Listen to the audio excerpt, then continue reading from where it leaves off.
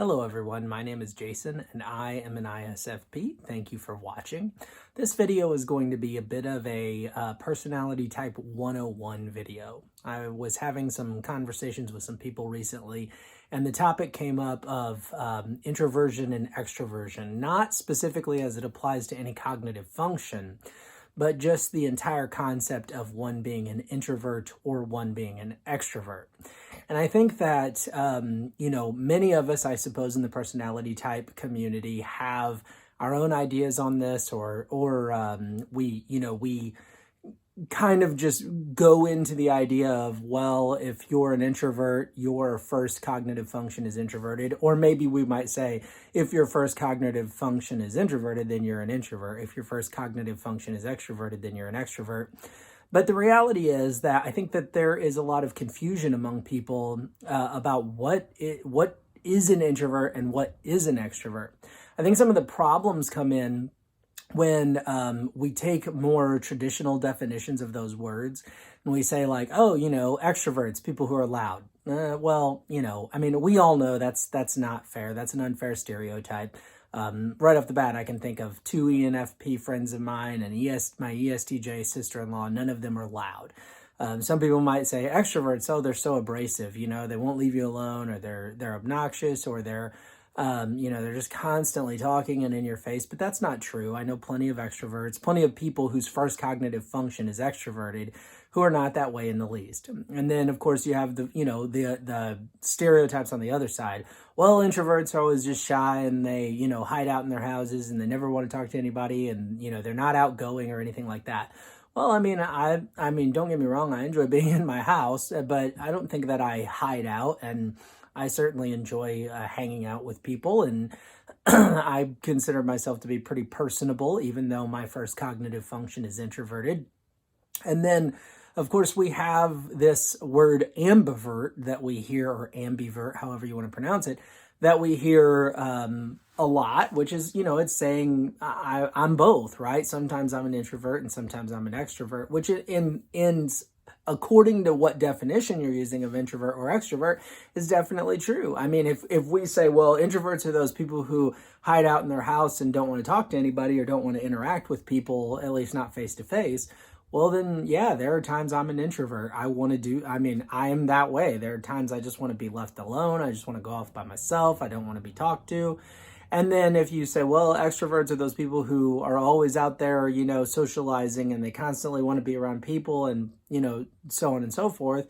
Well, yeah, I'm that too. I mean, there are times that I do really enjoy going places with people and hanging out with people, and being around people that I like. So it breeds a lot of confusion. I was talking to someone just the other day about personality type, and he's very, very new to it. And he was like, well, one thing I know for sure, I'm an introvert. Now, it turns out that by most definitions, yeah, he is. But I wanted to, help him see that a lot of those sort of societal definitions of introvert and extrovert, they really don't apply. They're really not accurate. We know there are people who are on the extreme, right? Who literally do just hole themselves up in their houses and never come out, never interact with anybody. And then we do know people on that other extreme who are always loud and are always in everybody's face. And, it's like you just were like, oh my gosh, I just need to get away from you for a minute. But the reality is that most people are very much in the middle. And on any given day, they could be a little bit more to one side than they are to the other. So after really thinking about and analyzing a lot of definitions over the years and spending some time really trying to draw a conclusion on this whole concept of being an introvert or being an extrovert, I really have narrowed it down to one concept to define. And this concept is rarely something that you can see in a person. It's not about how they behave.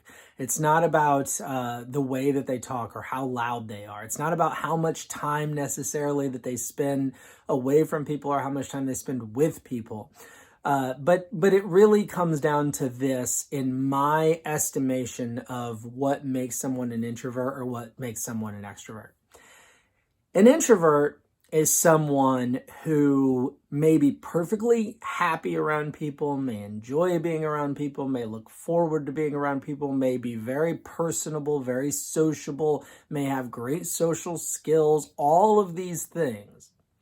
However, when an introvert has been around people for too long, and that definition of too long is going to vary dramatically from person to person to person. But when an introvert has been around people for too long, even if it's people they love being around, the time is going to come when their batteries are going to be drained. They're going to be exhausted in almost every way, shape, or form, emotionally, mentally, physically, from having been around people. Again, even if it's people that they like, even if it's people they enjoy. And the introvert is going to say, I've got to get away. I've got to go be alone for a while so that I can recharge my battery. Alone or with one other person who doesn't drain them. Keep in mind that an introverted situation, an introverted experience can be an experience or a situation where the person is alone, or the person is alone with one other person who does not drain them. Okay? So for me as an introvert, that I need to go be alone happens pretty fast for me, usually, depending. Now, if I'm with like my mom and my uncles, I can usually be in that extroverted situation for longer. But no matter who I'm around, the time is going to come when I'm like, I need to go be alone. Or I can be alone with my wife. Or I can be alone with maybe one of my kids, depending on what we're doing or what we're talking about. And I can begin to recharge my emotional, mental, and physical batteries in that introverted situation, okay? Now, with extroverts, and I've talked to some extroverts, and I've used this sentence with them, and I've had many people go, yes, that describes me. With an extrovert may be perfectly fine with being alone for however long, right? Again, just like with the introvert, how long they can be around people is going to vary before they need to be alone. With an extrovert, how long they can be alone before they need to be around people is going to vary. But eventually the extrovert is going to say, okay, I've been alone, I've been by myself for long enough, I got to go be around people. Okay, so I've talked to a number of people let me say it this way. I've talked to a number of people whose first cognitive function is extroverted. Okay, and I've used that sentence. I've been alone too long. I need to go be around people. And they've said, yes, that is me. That describes me. I can only stand to be alone for so long. Now, I don't know what it feels like to be that way particularly, but my guess is it feels very similarly to how I feel when I'm around people for too long. Being around people for too long drains me. It drains my emotional, mental, and physical batteries, and I need to go be alone to recharge. My guess is extroverts feel much the same way. Being alone for too long drains their emotional, mental, and physical batteries, and then they need to go be around people. Now, those extroverts who need to go be around people, they may not be loud and boisterous. They may not be super outspoken, but they just want to be around people. They might be able to sit there and largely, not be very noisy or not talk a lot or whatever. I mean, I know we know people who do, right? But we know introverts. I mean, I know introverts, I'm sure you do too, who at times can be very loud and, chatty and all that stuff, right? We all have that in us. We can all be extroverted at times and introverted at times. But what it comes down to, what makes you a chronic introvert or an introvert as your baseline your whole life, or what makes you a chronic extrovert, an extrovert that you are an extrovert at all times, regardless of how you're behaving, is this need to either be alone for a while to recharge or this need to be with people for a while to recharge. And that's the difference. So I'm okay with the idea of saying, well, if your first cognitive function is introverted, then you're an introvert. Or if your first cognitive function is extroverted, then you're an extrovert. That's fine, because generally speaking, it holds true by my definition. When I talk to people whose first cognitive function is introverted, they usually can relate to that sentence, that idea that after I'm around people for too long, I need to go be alone. And when I talk to people whose first cognitive function is extroverted, they usually relate to that sentence, if I've been alone for too long, I need to go be around people.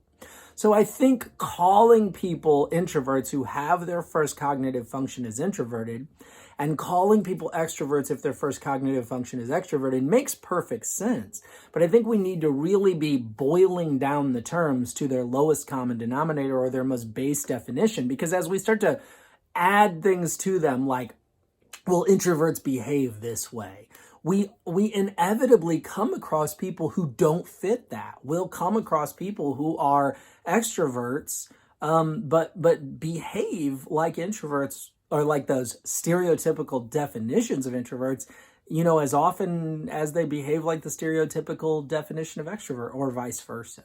And so for me, when I use the term introvert and I use the term extrovert, that's how I'm defining them. Where do they get their energy and where do they lose their energy? I'm not defining them by all of these terms or all of these definitions that have come along somewhere in the history of our society and the history of humankind that has labeled extroverts as outgoing and obnoxious and loud and blah, blah, blah, and introverts as, quiet and shy and just want to sit alone in their houses all the time and never interact with anybody. I think those stereotypes are wrong. I think that they're confusing, especially for people who are new to the personality type community, because they have those definitions in their mind. And then, as they start learning about cognitive functions, and maybe they take the test online, or maybe they just talk to people who know cognitive functions well, and they find out they're an introvert or an extrovert, I think some people are like, really? I wouldn't think that about myself. And it's like, well, okay, but where do you gain your energy and where do you lose your energy? That's really what it all comes down to. At least that's my take on it. Let me know your thoughts. I appreciate you watching this video. Please do subscribe. That would be a big help to me. I would appreciate it if you did. And please hit the like button. And please share these videos with your friends on your various social media platforms. That would be wonderful too. Thank you so much for watching. Let me know your thoughts and have an awesome day. Bye now.